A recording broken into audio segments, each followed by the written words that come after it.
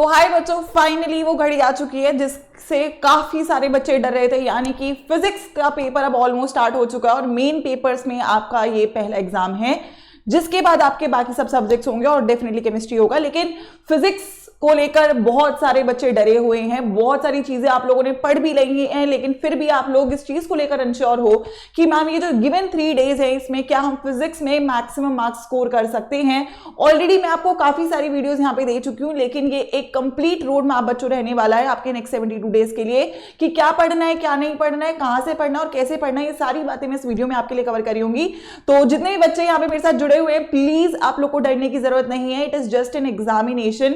Just ensure करो कि यार बेसिक जो बातें हैं, जो चीजें हमेशा से आती रही हैं, उन पे आप फोकस करो और अपने टाइम को सही तरीके से यूटिलाइज करो। तो वीडियो को जल्दी से यहाँ पे सभी मेरे सारे बच्चे लाइक कर दीजिए और बता दीजिएगा कि क्या आप लोग तैयार हैं यहाँ पर फिजिक्स में भी अपने मार्क्स को मैक्सिमाइज करने के लिए। ठीक है, तो यार देखो, सबसे पहली बात ना, बहुत सारे बच्चों के मन में भी ये 2 सवाल तो बहुत ज्यादा हैं कि यार मैम अपना टाइम कम है, बहुत सारे चीजें हैं जो मैंने पढ़ी ही नहीं है, तो क्या मैं कुछ चैप्टर्स को छोड़ दूं। देखो, पहली बात, मैं आपको कभी भी ये सजेस्ट नहीं करूंगी कि आप कोई चैप्टर छोड़ दो। मैं आपको ये जरूर सजेस्ट कर सकती हूँ कि अगर आपने बिल्कुल ही कोई चैप्टर नहीं पढ़ा और आपको बिल्कुल ही उसके बारे में कुछ नहीं पता है, मतलब ऐसा कि एटलीस्ट 70% पढ़ा है, 30% चैप्टर्स आपने नहीं पढ़े हैं, तो आप उन चैप्टर्स के जो इंपॉर्टेंट टॉपिक्स नहीं है एटलीस्ट उनको स्किप कर सकते हो। और इंपॉर्टेंट टॉपिक्स क्या है वो मैं आपको हर चैप्टर के बता चुकी हूं, लेकिन ये लास्ट ऑप्शन है। ठीक है, जब आप लोगों के हाथ से बात बिल्कुल ही निकल जाए, अभी है बात आपके हाथ में, लेकिन आप कोई भी चैप्टर कंप्लीटली स्किप मत करना, क्योंकि ऐसा नहीं होगा कि किसी चैप्टर से जनरली कोई क्वेश्चन आए ही ना। मोस्ट इंपॉर्टेंट टॉपिक्स मैंने आपको सबके बता ही दिए हैं, तो अगर आप उनसे वो बचे हुए चैप्टर जो आपने बिल्कुल नहीं पढ़े वो कर लेते हो, तो कहीं ना कहीं आपको एडवांटेज यहाँ पे कम टाइम में मिल जाएगा। बहुत सारे बच्चे मुझे कहते हैं कि मैम अभी भी ये सवाल है कि मैम थ्योरी कर लेते हैं, क्या मैं न्यूमेरिकल्स को स्किप कर सकता हूं, मैं केवल थ्योरी कर लेता हूं, अब टाइम बहुत कम है। तो मैं बेटा आपको ना एक बार बता देती हूँ, जो सीबीएसई का इस बार का सैंपल पेपर था उसके अकॉर्डिंग क्या ब्रेकेज रहा है। 3 सेक्शंस का फिजिक्स में आते हैं आपके न्यूमेरिकल्स, डेरिवेशंस और थ्योरी। तो अगर बच्चों मैं तीनों की सेक्शन की बात करूं तो देखो बहुत इंपॉर्टेंट है न्यूमेरिकल्स, क्योंकि 32 मार्क्स के सैंपल पेपर में न्यूमेरिकल्स ही पूछे गए थे। 23 मार्क्स की थ्योरी है और 16 मार्क्स की डेरिवेशन है। ठीक है, अगर आप केवल ये दोनों कर लेते हो भी तो भी आप, ऐसा नहीं है बहुत अच्छा स्कोर कर लो, क्योंकि चांसेस हैं कि काफी वेटेज आपको न्यूमेरिकल्स की पूछी जा सकती है।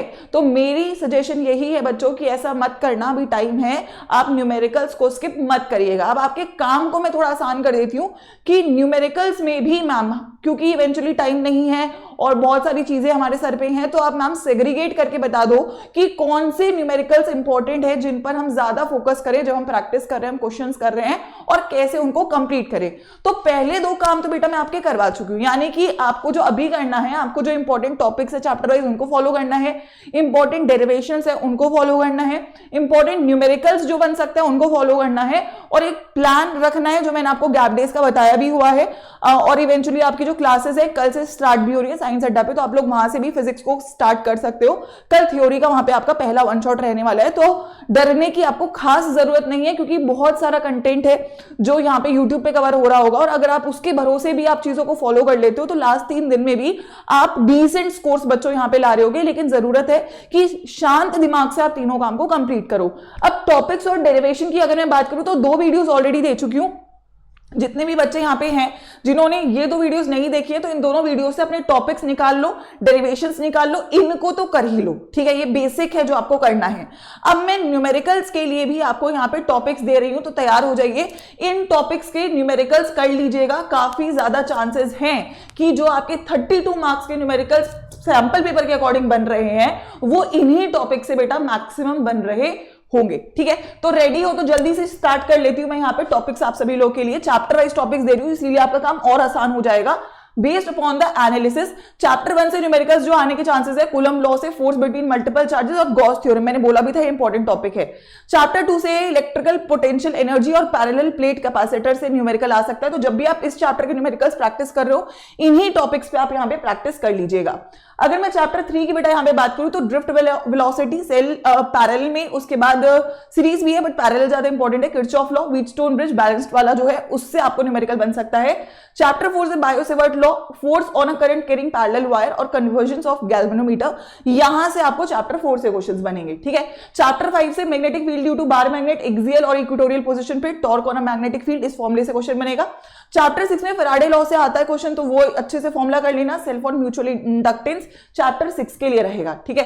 चैप्टर 7 के लिए series LCR circuit, power in AC circuit, transformer definitely आता है, तो वहां से क्वेश्चन बन सकता है। चैप्टर 8 में डिस्प्लेसमेंट करंट से न्यूमेरिकल आने के चांसेस है, ठीक है। चैप्टर 9 में आपका रिफ्रैक्शन इन स्फेरिकल सर्फेसेस में lens maker formula definitely question आता है, तो वो कर लीजिए। प्रिज्म से क्वेश्चन आएगा, ऑप्टिकल इंस्ट्रूमेंट से भी क्वेश्चन बन सकता है, तो again that is important. Chapter 10 में इंटरफेरेंस और वाईडीएससी और एक डिफ्रैक्शन, वहां वाले सेक्शन से आपको न्यूमेरिकल बन सकता है। 11 से photo electric equation, de Broglie wavelength बहुत सिंपल होता है, वो क्वेश्चन बन सकता है। चैप्टर 10 से अल्फा पार्टिकल एक्सपेरिमेंट और model, distance of closest approach और एनर्जी लेवल से ज्यादा चांसेस हैं कि आपको न्यूमेरिकल देखने को यहां पे मिल जाए। चैप्टर 13 बेटा बाइंडिंग एनर्जी और मास डिफेक्ट से रहेगा, और 14 में केवल डायोड वाला जो आपका रहता है, एनसीईआरटी का एक एग्जांपल भी है शायद, तो वहां से आप लोगों को क्वेश्चन देखने को मिल सकता है न्यूमेरिकल के पॉइंट ऑफ व्यू से।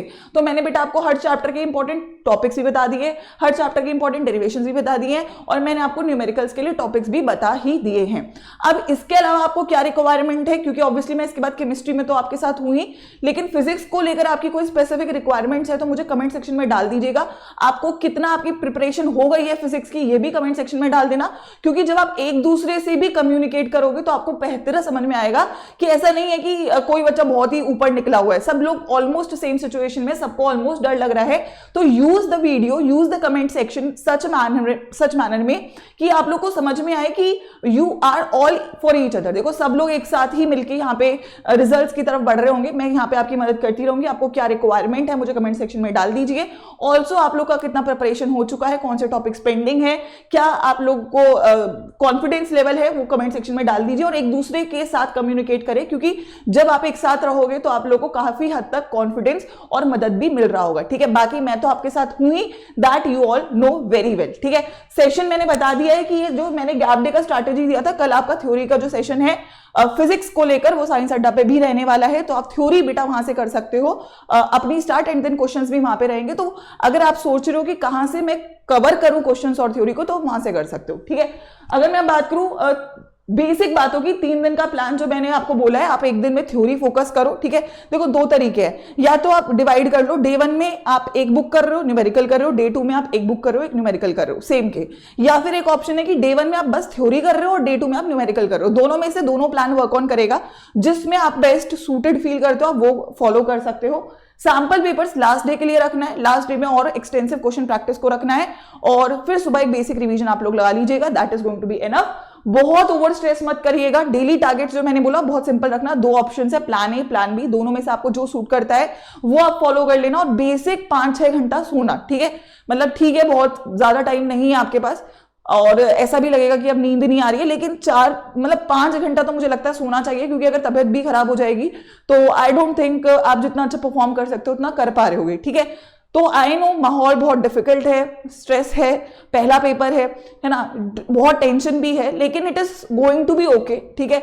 जस्ट ट्राई कि 3 दिन में अपना बेस्ट एफर्ट करो, ठीक है, बेस्ट कोशिश करो, एंड रिजल्ट के बारे में टेंशन मत लो, ठीक है। 21 को क्या होगा मत सोचो, अभी 3 दिन बस मेहनत करो, एंड ट्रस्ट मी जो भी रहता है रिजल्ट आई होप वो बहुत अच्छा होगा, क्योंकि मेहनत जो करता है उसको फल तो जरूर मिलता है। हाँ माना कि देर से मेहनत कर रहे हैं कुछ बच्चे, लेकिन हमेशा से बोर्ड्स में हमने ये किया है कि हमने गैप डेज में पढ़ के इजीली अच्छा स्कोर किया है, और मैंने आपको इनफ यहाँ पे रिसोर्सेज भी दिए हैं जिनसे आप ये कर सकते हो, ठीक है। एडिशनल कोई चीजें आपको चाहिए तो बता दो, वो भी मैं आपको यहाँ पे इस चैनल पे अरेंज करवा दूंगी।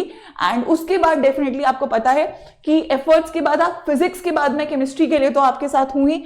22 से 27 प्लान मेरा पूरा रेडी है, आपको बिल्कुल भी डर तो नहीं लगेगा, ठीक है। जो अभी लग रहा है फिजिक्स में, क्योंकि अभी पढ़े नहीं हो, तो वो डर केमिस्ट्री में नहीं लगने वाला है। Chemistry is going to be very smooth, very easy, and 110% मैं श्योर हूं कि अगर आप मेरे साथ इन 5 दिनों में पढ़ने वाले हो तो आप बहुत इजीली 65+ मेरे साथ केमिस्ट्री में स्कोर करोगे, क्योंकि सब कुछ मैं आपको बहुत प्यार से खत्म करवा रही हूंगी, ठीक है। तो जल्दी जल्दी से फिजिक्स की तैयारी करो, जल्दी जल्दी से फिजिक्स का पेपर दो, और उसके बाद हम मिलते हैं केमिस्ट्री में 22 तारीख से।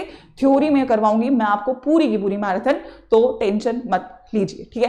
कमेंट सेक्शन में बता दीजिएगा what is your requirement, what is your status, क्या आप लोगों को फील हो रहा है, कितना सिलेबस हो चुका है, और कैसे आप चाहते हो कि अगले 3 दिन में आपको मैं क्या क्या और एडिशनल यहाँ पे प्रोवाइड करवाऊं। All the best, give your best, and I am there with all of you. All the best बच्चों।